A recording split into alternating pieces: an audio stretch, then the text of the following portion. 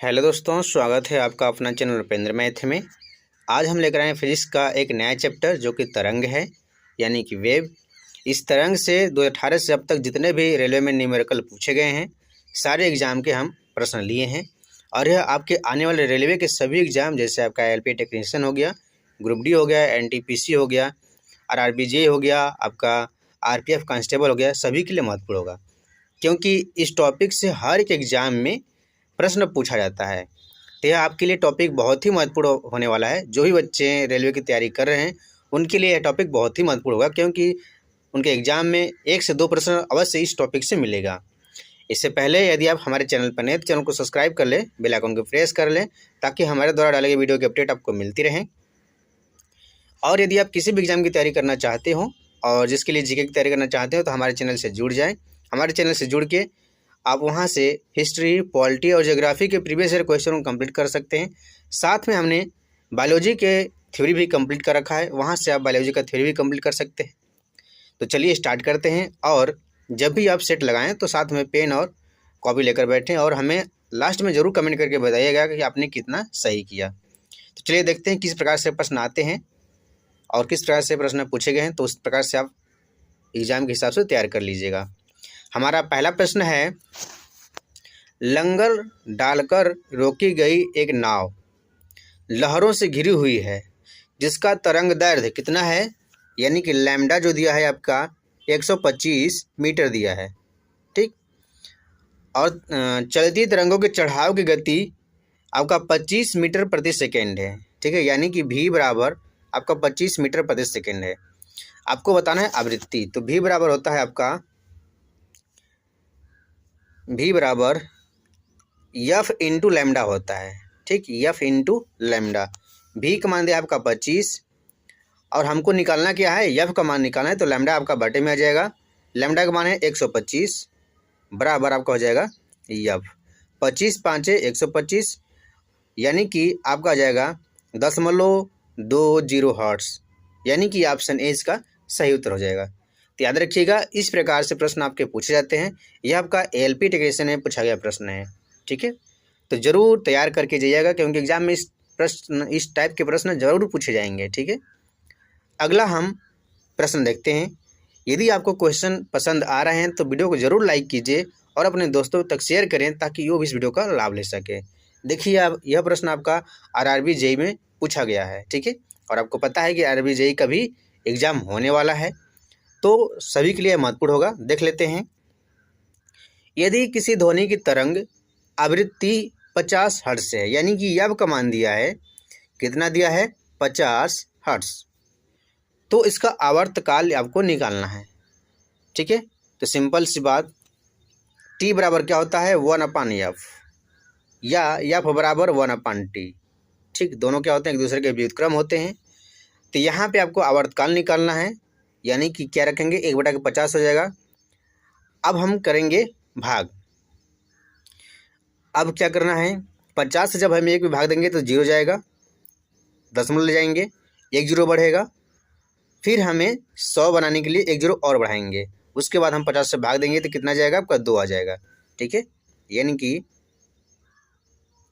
इतना बनाने के लिए हमें 0.0 2 बार जाएगा। ठीक है, यानी कि इस प्रश्न का उत्तर आपका ऑप्शन बी सही उत्तर हो जाएगा। ठीक है, आवर्तकाल याद रखिएगा।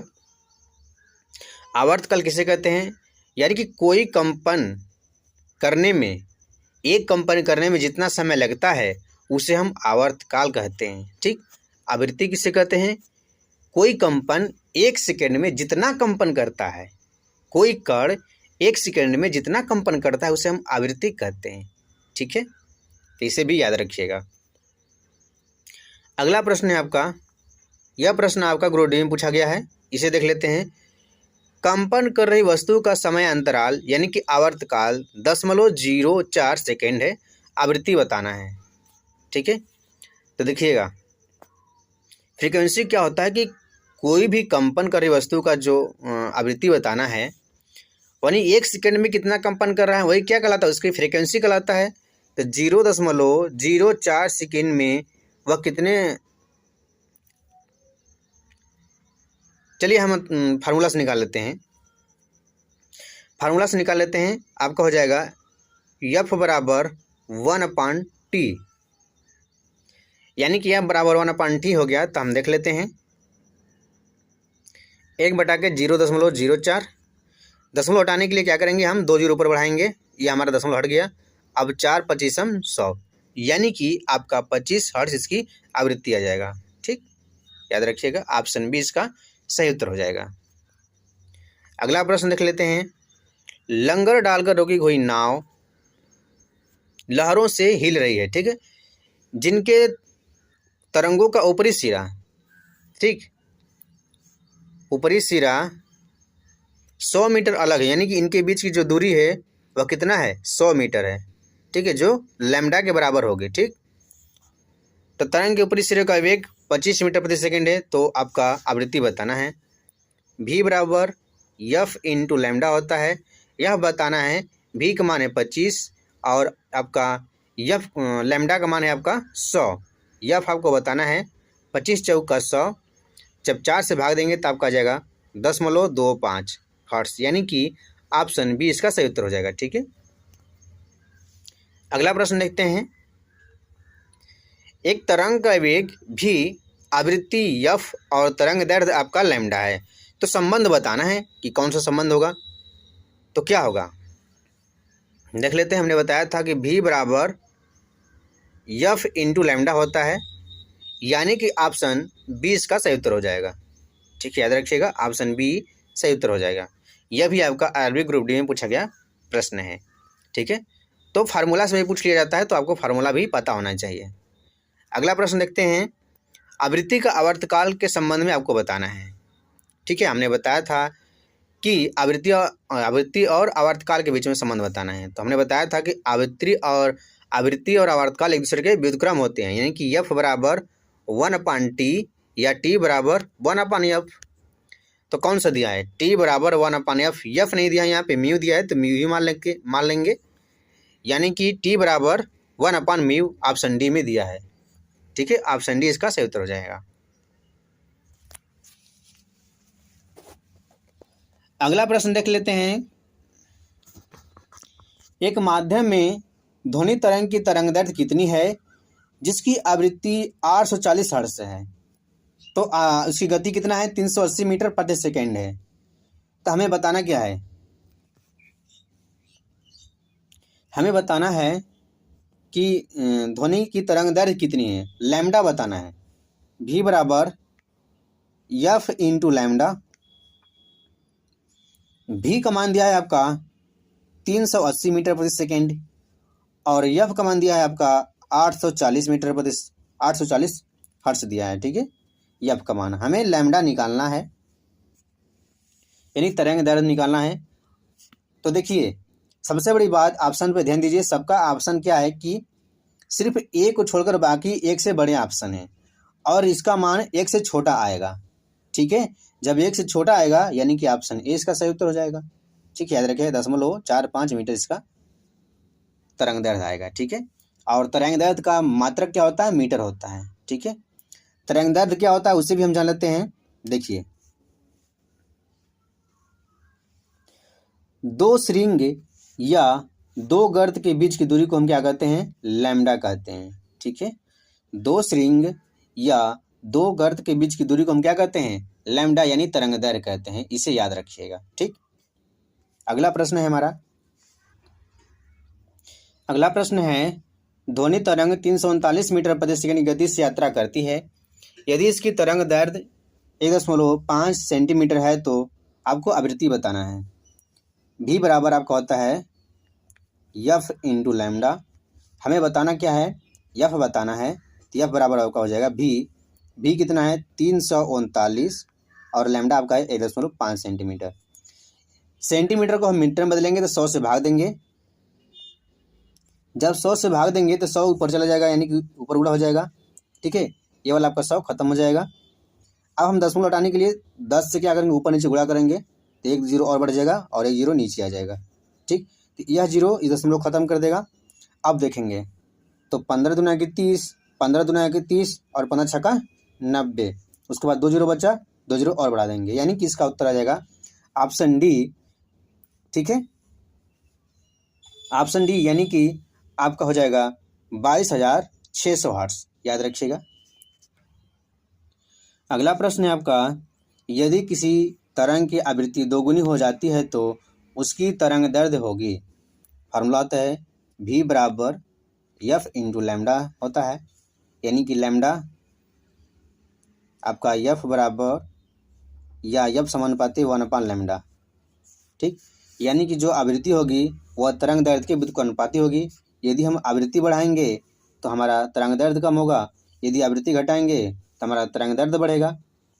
ठीक, यानी कि यहाँ पे क्या है, जब हम आवृत्ति को 2 गुना कर देते हैं तो उसका तरंग दैर्ध्य क्या हो जाएगा, तरंग दैर्ध्य आधा हो जाएगा, यानी कि मूल मान का आधा। याद रखिएगा, ऑप्शन डी इसका सही उत्तर हो जाएगा। अगला प्रश्न देख लेते हैं, यदि 2 क्रमिक शीर्षों के बीच की दूरी l है तो उसकी तरंग दैर्ध्य बताना है आपको।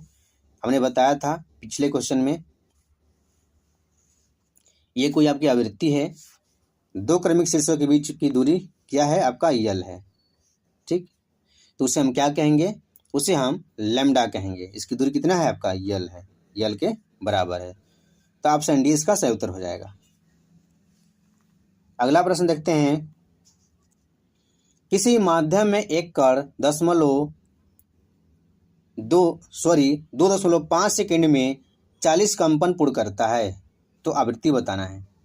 ठीक है, देखिएगा आवृत्ति क्या होता है कि 1 सेकेंड में कोई कितना कंपन करता है, यहाँ पे 2.5 सेकेंड में 40 कंपन कर रहा है, तो 1 सेकेंड में क्या करेंगे, 40 में हम 2.5 से भाग देंगे, दशमलव हटाने के लिए 10 से ऊपर नीचे गुणा करेंगे तो ऊपर जाएगा 400 और नीचे आ जाएगा 10, यह 0 कट जाएगा, 25 चौका 100, 2 0 खत्म, यानी कि 4 चौका 16, यानी कि 16 हर्ट्ज आ जाएगा इसका आवृत्ति। इसे याद रखिएगा। एक स्रोत तरंग से 0.3 सेकेंड में 40 शिखर और 40 गर्त बनाते हैं। ठीक है, तो तरंग की आवृत्ति आपको ज्ञात करना है। तो देख लेते हैं, जैसे कि आपके पास कोई तरंग है, ये क्या है, तरंग है। ठीक, यानी कि उसने क्या किया, 40 शिखर बनाया, तो एक शिखर और एक गर्त मिलाकर क्या कहलाता है, एक कंपन कहलाता है। ठीक है, यानी कि एक कंपन कहलाता है। तो 40 शिखर 40 गर्त मिलाकर 40 कंपन करेंगे, तो यानी कि वह 0.3 सेकेंड में कितना कंपन किया, वह 40 कंपन किया। ठीक है, आवृत्ति क्या होता है कि 1 सेकेंड में कोई कण कितना कंपन करता है, तो 0.3 सेकेंड में 40 कंपन किया, तो 1 सेकेंड में देख लेते हैं, यानी कि 40/3 हो जाएगा।